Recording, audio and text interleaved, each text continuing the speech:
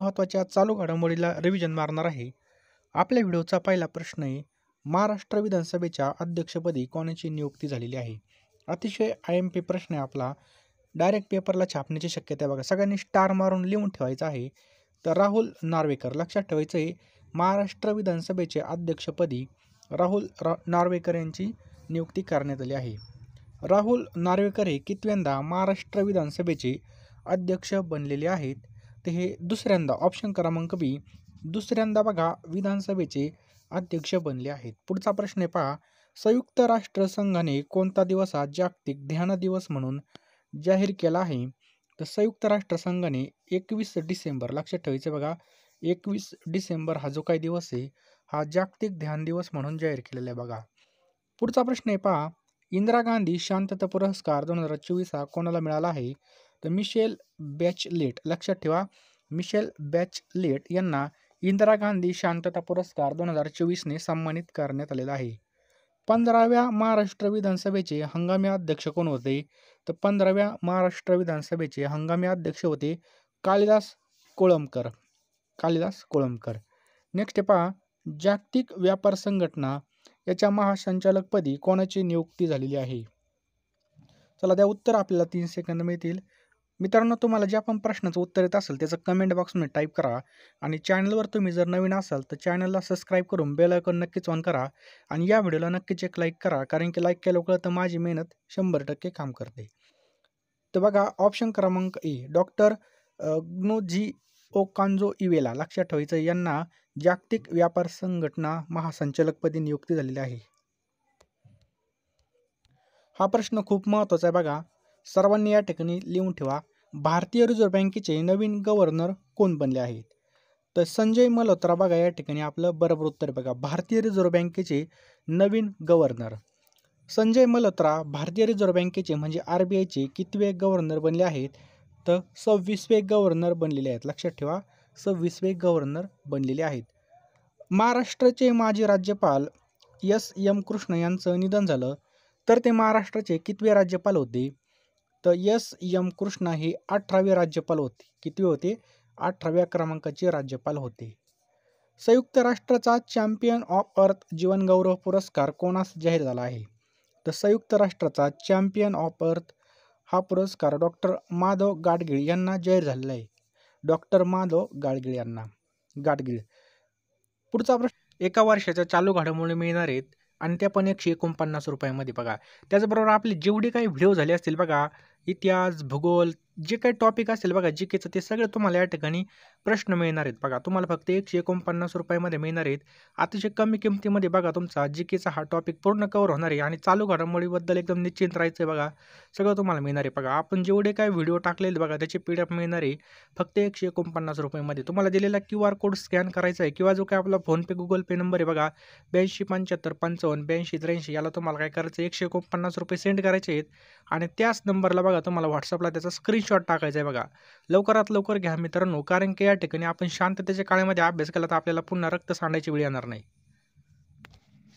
आपली हीच खरी वेळ असते बघा अभ्यासाची, कारण की ज्यावेळेस पेपर येतात मग टायमाला विहीर खोदून काही उपयोग होणार नाही. त्यामुळे आत्ताच्या आत्ता आपल्याला हे प्रश्न आहे, अखिल भारतीय मराठी साहित्य संमेलन परिसराला कोणाचं नाव देण्यात आलं आहे? तर जे काही अखिल भारतीय मराठी साहित्य संमेलन आहे त्या परिसराला छत्रपती शिवाजी महाराज, ऑप्शन क्रमांक सी, छत्रपती शिवाजी महाराज यांचं नाव देण्यात आलेलं आहे. खेलो इंडियाचं हिवाळी खेळ 2025 कुठे होणार आहेत? तर जम्मू काश्मीर आणि लडाखमध्ये खेलो इंडियाचे जे काही हिवाळी खेळ आहेत हे होणार आहेत. बुद्धिबळ विश्वविजेतेपद पटकावणारा सर्वात तरुण बुद्धिबळपटू कोण ठरला आहे? तर डी गुकेश.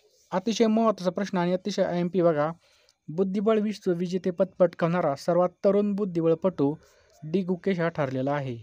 जागतिक अजिंक्यपद बुद्धिबळ स्पर्धा 2024 ही कोणत्या देशामध्ये आयोजित केली होती? तर बघा सिंगापूर. लक्षात ठेवा, सिंगापूरमध्ये जागतिक अजिंक्यपद बुद्धिबळ स्पर्धा ही सिंगापूर या देशामध्ये आयोजित केली होती. जागतिक बुद्धिबळ स्पर्धेमध्ये डी गुकेशने अंतिम सामन्यामध्ये कोणत्या देशाच्या खेळाडूला पराभूत केलं? तर चीनच्या खेळाडूला या ठिकाणी पराभूत केलेला आहे. कोणता? चायनीज.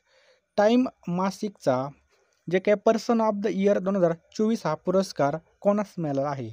तर बघा जे काही आपले डोनाल्ड ट्रम्प ताते आहेत बघा, यांना टाईम मासिकाचा पर्सन ऑफ द इयर 2024 हा पुरस्कार मिळालेला आहे पहा. आणि डोनाल्ड ट्रम्प हे बघा अमेरिकेचे काय आहेत बघा, या ठिकाणी अध्यक्ष आहेत, हे पण आपल्याला लक्षात ठेवायचं आहे. टाईम मासिकाचा पर्सन ऑफ इयर हा जो काही पुरस्कार आहे हा डोनाल्ड ट्रम्प यांना कितव्यांदा मिळालेला आहे, तर दुसऱ्यांदा या ठिकाणी हा पुरस्कार डोनाल्ड ट्रम्प ताते यांना या ठिकाणी देण्यात आलेला आहे. नेक्स्ट बघा, फिफा विश्वचषक 2034चं आयोजन कुठे करण्यात आलं आहे. तर बघा जे काही फिफा आहे बघा, फिफा विश्वचषक, फिफा म्हणजेच फुटबॉल, तर बघा याचं आयोजन सौदी अरेबिया बघा 2034चं सुद्धा या ठिकाणी नियोजन आलं आहे 2034, तर सौदी अरेबियामध्ये याचं नियोजन आहे. जागतिक हिंदू इकॉनॉमिक परिषद, काय प्रश्न आहे, जागतिक हिंदू इकॉनॉमिक परिषद 2024चं आयोजन कुठे करण्यात आले होते, तर हे मुंबईमध्ये करण्यात आले होते. कुठे, मुंबईमध्ये. राष्ट्रीय पंचायत पुरस्कार 2024 हा महाराष्ट्रामधील कोणत्या ग्रामपंचायतीला मिळालेला आहे. तर सगळ्यांनी या ठिकाणी डोळे उघडे ठेवून पहा की हा जो काही पुरस्कार आहे हा माण्याची वाडी कोणाला मिळालेला आहे बघा, माण्याची वाडी ग्रामपंचायतीला हा पुरस्कार देण्यात आलेला आहे. कोणता, राष्ट्रीय पंचायत पुरस्कार माण्याची वाडी ग्रामपंचायत. स्टार मारून लिहून ठेवा, कारण की हा प्रश्न तुम्हाला या ठिकाणी खूप महत्त्वाचा या ठिकाणी सांगण्यात आला आहे, त्यामुळे हा प्रश्न लिहून ठेवा. नेक्स्ट बघा, माण्याची वाडी ग्रामपंचायत ही ग्रामपंचायत कोणत्या जिल्ह्यामध्ये, तर सातारा जिल्ह्यामध्ये आपल्याला ही ग्रामपंचायत पाहायला मिळते, माण्याची वाडी. मुख्यमंत्र्याच्या प्रधान सचिवपदी खालीलपैकी कोणाची नियुक्ती झालेली आहे, तर अश्विनी भिडे. कोणाची, मुख्यमंत्र्याच्या प्रधान सचिवपदी अश्विनी भिडे यांची नियुक्ती करण्यात आली आहे. पुढचा प्रश्न सुद्धा खूप महत्त्वाचा आहे पहा, संजीव खन्ना हे भारतीय सर्वोच्च न्यायालयाचे कितवे सरन्यायाधीश आहेत, तर हे पहा 51वे. कितवे आहेत बघा, संजीव खन्ना हे भारतीय सर्वोच्च न्यायालयाचे 51वे सरन्यायाधीश बनलेले आहेत. नुकताच भारतीय राज्य घटना निर्मिती महोत्सव साजरा करण्यात आला. तर बघा आपली भारतीय राज्य घटना निर्मितीचा कितवा महोत्सव साजरा करण्यात आला, तर अमृत महोत्सव सध्या साजरा करण्यात आला. सागरामध्ये आलेल्या वादळाला फेंगल हे चक्रीवादळ कोणत्या देशाने नामकरण केलं आहे, तर सौदी अरेबिया. लक्षात ठेवा, फेंगल हे कोणी केलेलं आहे, सौदी अरेबिया. तर मित्रांनो या ठिकाणी बघा, देशाचा सर्वोच्च क्रीडा पुरस्कार मेजर ध्यानचंद खेलरत्नसाठी कोणाची शिफारस करण्यात आली आहे. अतिशय IMP हा प्रश्न आहे. याचं बरोबर उत्तर आहे पहा, हरमप्रीत सिंग आणि प्रवीण कुमार. लक्षात ठेवायचं आहे, हरमप्रीत सिंग आणि प्रवीण कुमार. छायाचित्रकार बैजू पाटील, खूप महत्त्वाचा प्रश्न आहे, छायाचित्रकार बैजू पाटील, तर बघा यांना इंडोनेशिया देशाचा हा पुरस्कार मिळाला आहे. कोणाला, छायाचित्रकार बैजू पाटील यांना कोणत्या देशाचा क्रोमॅटिक फोटोग्राफी 2024 पुरस्कार जाहीर झाला, इंडोनेशिया. खूप महत्त्वाचं आहे. पुढचा प्रश्न आपला डोळे उघडून पहा, श्री चंद्रशेखरन सरस्वती राष्ट्रीय प्रतिष्ठित पुरस्काराने कोणत्या केंद्रीय मंत्र्याला सन्मानित करण्यात आलं, तर S जयशंकर. लक्षात ठेवा, S जयशंकर. पुढचा प्रश्न बघा, प्रजासत्ताक दिन 2025साठी चित्ररथासाठी कोणती थीम ठेवण्यात आली आहे, तर स्वर्णम भारत वारसा आणि विकास, स्वर्णम भारत वारसा आणि विकास. नेटवर्क रेडिनेस इंडेक्स 2024मध्ये कोणता देश हा प्रथम क्रमांकावरती आहे, तर USA.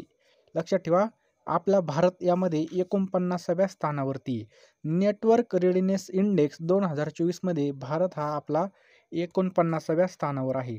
प्रत्येक वर्षी कोणाच्या जयंतीनिमित्त भारतामध्ये सुशासन दिन साजरा करण्यात येतो, तर अटल बिहारी वाजपेयी.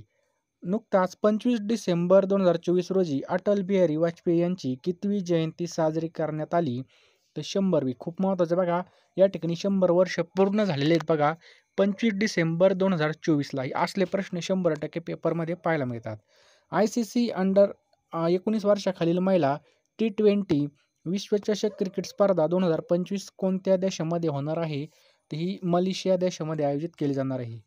राष्ट्रीय बाल पुरस्कार 2024साठी किती मुलांची निवड करण्यात आली, या ठिकाणी 17 मुलांची या ठिकाणी निवड करण्यात आलेली आहे. राष्ट्रीय बाल पुरस्कार 2024मध्ये आपल्या महाराष्ट्र राज्यातील किती मुलांचा समावेश आहे, तर आपल्या महाराष्ट्रामधील 2 पोरांचा यामध्ये समावेश करण्यात आलेला आहे. भारत देशाच्या महसूल सचिवपदी कोणाची निवड करण्यात आली आहे, तर अरुणीश चावला. अतिशय महत्त्वाचा प्रश्न आहे, भारत देशाच्या महसूल सचिवपदी कोणाची निवड करण्यात आली आहे, तर अरुणीश चावला. तर मित्रांनो, तुम्ही इथपर्यंत व्हिडिओ पाहिला असेल तर तुमचं हार्दिक स्वागत. आता तुमचे मी 2 ते 3 मार्क जागेवर फिक्स करतो. त्यामुळे बघा आता जेवढ्या नियुक्त्या झाल्या तेवढ्या एकदा रिव्हिजन मारूयात. पहा, राष्ट्रीय मानव अधिकार आयोगाच्या अध्यक्षपदी रामा सुब्रमण्यम. लक्षात ठेवा, मानव अधिकार आयोगाचे अध्यक्ष कोण आहेत? रामा सुब्रमण्यम. आलं लक्षात? त्यानंतर जागतिक व्यापार संघटनेचे महासंचालक कोण बनले आहेत? Doctor Ngozi Okonjo Iweala. त्याच्यानंतर भारताचे सरन्यायाधीश कोण बनले आहेत? तर खूप महत्त्वाचं आहे बघा, संजीव खन्ना. 51वे सरन्यायाधीश कोण बनले आहेत?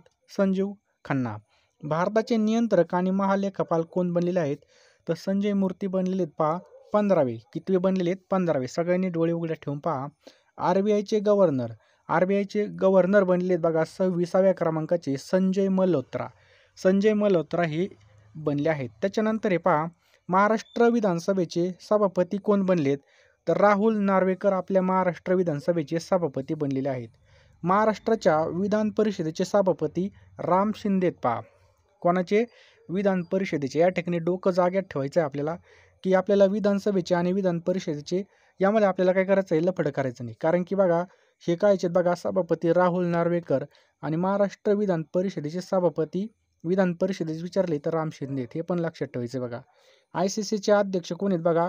जय शाह आहेत. हे सगळ्यांना माहिती. पहा, आपल्या महाराष्ट्राचे मुख्य सचिव नुकतेच सुजाता सौनिक बनलेले आहेत. पहा, लक्षात ठेवायचं आहे, मुख्य सचिव सुजाता सौनिक. त्याचप्रकारे देवेंद्र फडणवीस यांचे मुख्य सचिव कोण बनलेत बघा? श्रीकर परदेशी हे बनलेले आहेत. आणि देवेंद्र फडणवीस यांचे प्रधान सचिव बघा अश्विनी भिडे हा बनलेले आहेत. पहा, देवेंद्र फडणवीस यांचे मुख्य सचिव कोण आहेत? श्रीकर परदेशी. आणि देवेंद्र फडणवीस यांचे प्रधान सचिव जर विचारलं तर अश्विनी भिडे. दोन्ही पण पॉईंट खूप महत्त्वाचे आहेत, सगळ्यांनी उघड्या डोळ्यांनी पाहून घ्या. अगला क्वेश्चन आपके स्क्रीन के ऊपर. भारत सीमेवर कोणत्या नदीवर चीन जगातील सर्वात मोठं धरण बांधणारे? तर ब्रह्मपुत्रा नदीवर बघा, या ठिकाणी तिबेटमध्ये. त्याच्यानंतर वॉल स्ट्रीट जर्नलने 2025साठी कोणत्या राज्याला ग्लोबल डेस्टिनेशन म्हणून नाव दिलं आहे? तर मध्य प्रदेश. वॉल स्ट्रीट जर्नलने मध्य प्रदेशला हे नाव दिले. मध्य प्रदेशची राजधानी कोणती? भोपाळ आहे. त्याच्यानंतर बघा, एसाके वालू एके यांची कोणत्या देशाच्या पंतप्रधानपदी निवड झाली आहे? तर टोंगा. लक्षात ठेवा, टोंगा देश आहे, टांगा नाही, टोंगा.